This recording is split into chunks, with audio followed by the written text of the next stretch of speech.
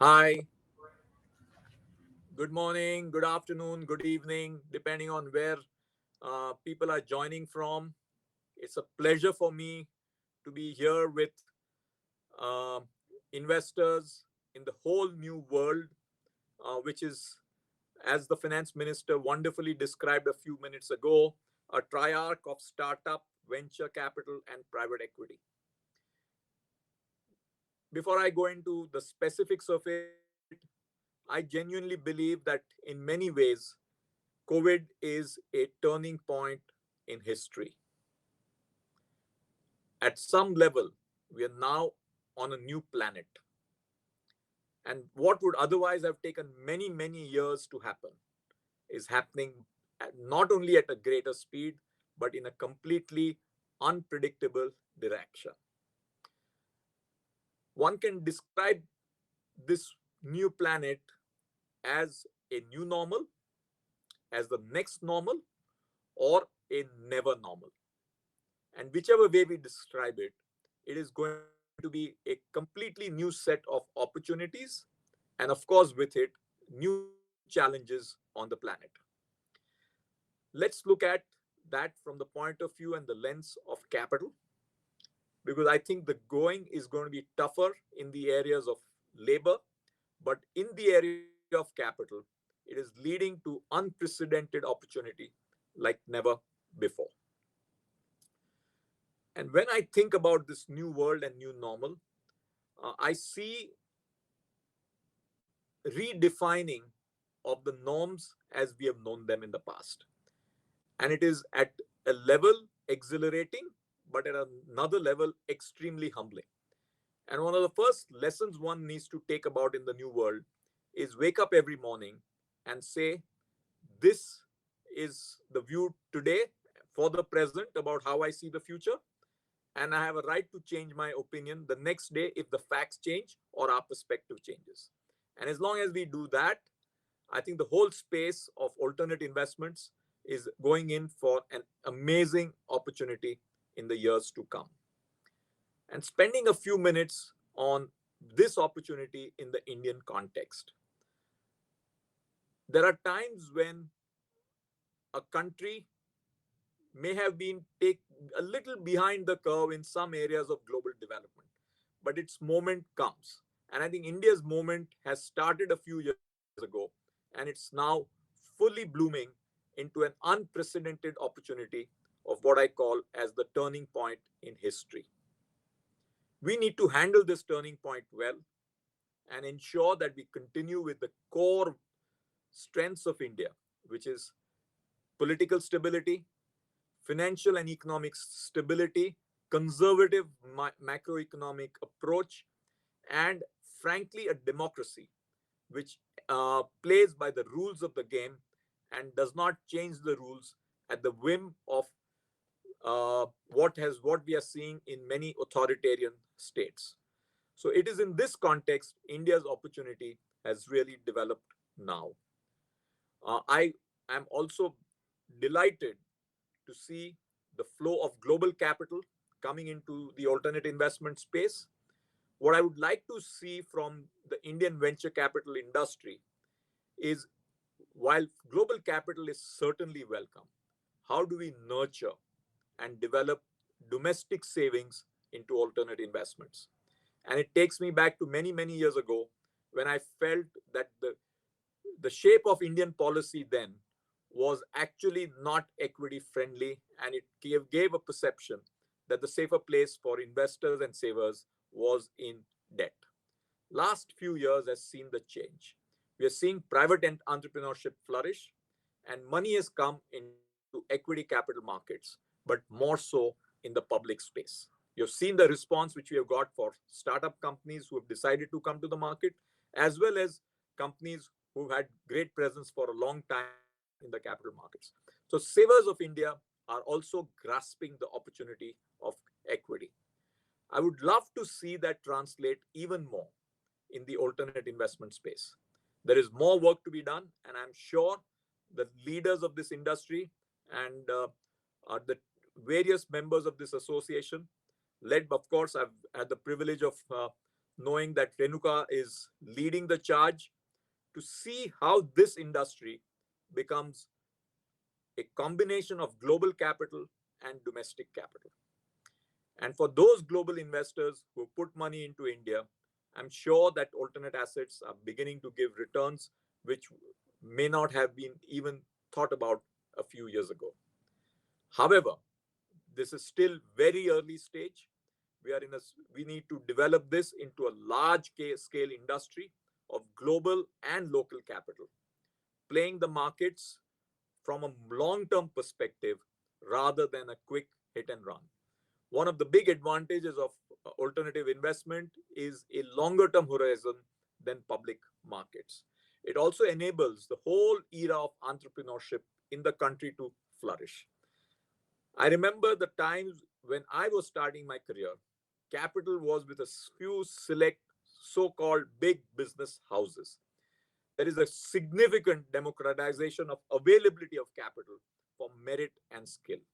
And this enables people with ideas, people having a desire to experiment, to go out there and play their dreams, supported by capital, not linked to so called just large industrial houses as was in the past. Therefore, it's a much greater, vibrant development of a country which we are seeing in front of our eyes. I have also reason to believe that Indian policy making, at times, though it may take longer than what most investors may like, but is definitely far more stable.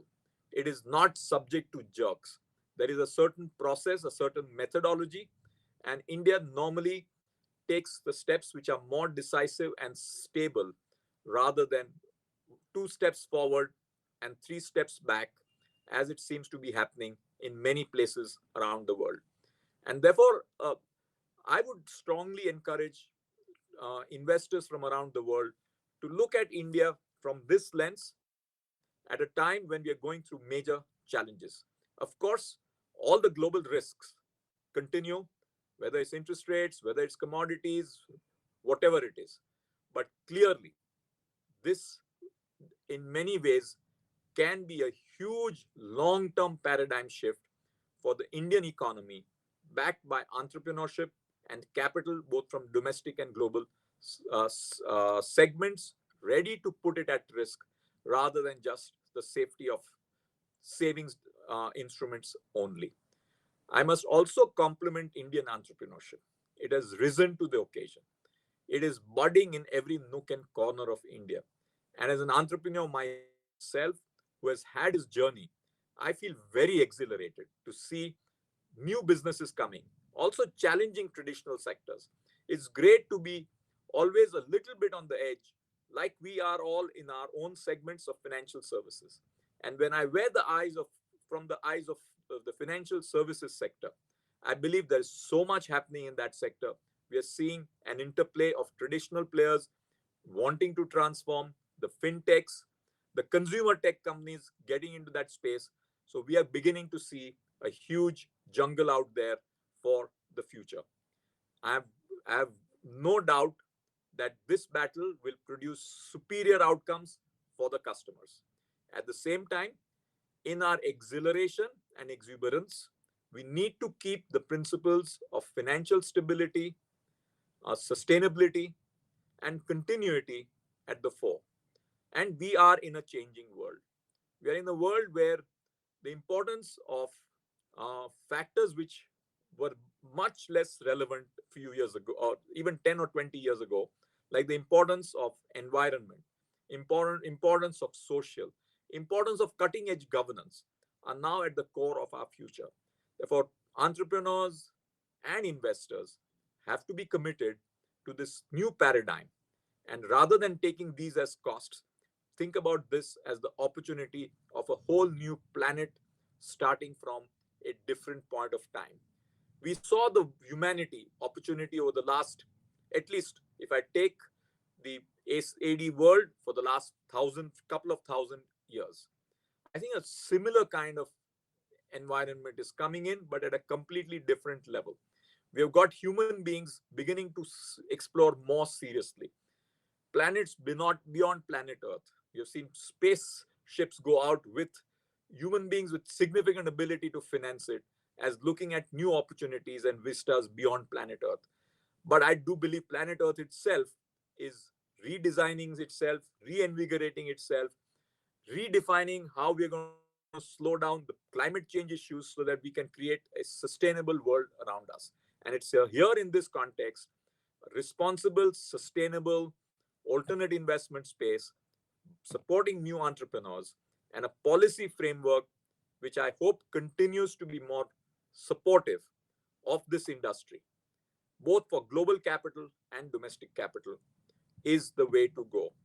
And I have very great pride in seeing many Indian managers here on this meet show phenomenal ability to make sure that the capital of people is taken due care of with thorough diligence, knowing the lay of the land, understanding what to do and what not to do, and what risks to accept and what risks not to proceed to create this new paradigm. So, on behalf of one entrepreneur, that is myself, I take this for the entire entrepreneurial community that India is open and willing, and with proper risk management and diligence, Indian enterprise can deliver significant value for capital both globally and domestically.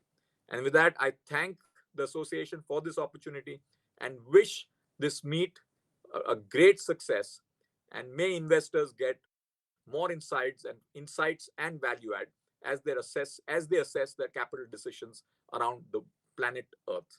Thank you very much and wish you well.